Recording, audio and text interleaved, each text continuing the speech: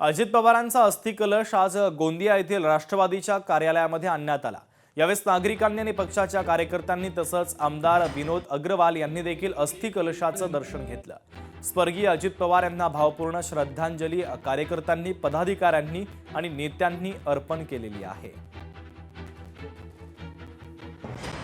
आदरणीय स्वर्गीय अजितदादा पवार यांच्या निधनामुळे मोठा शोककडा महाराष्ट्रामध्ये आहे आणि आज त्यांचे पवित्र अस्थि कलश गोंदिया जिल्ह्यात आले आणि भावभीनी श्रद्धांजली म्हणून त्यांच्या कारकिर्दी, त्यांनी केलेले काम यांची सर्व आठवण आमच्या मनात राहणार आहे आणि पवित्र रीत्याने कोरणीच्या पवित्र घाटात आज हे अस्थि विसर्जन करण्यात आले।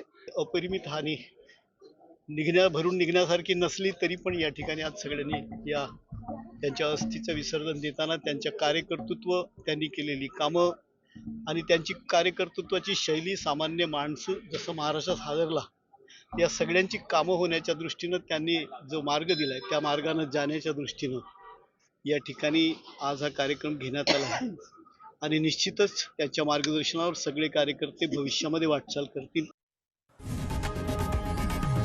लोकशाही मराठी ऐका, पहा, जागरूक रहा।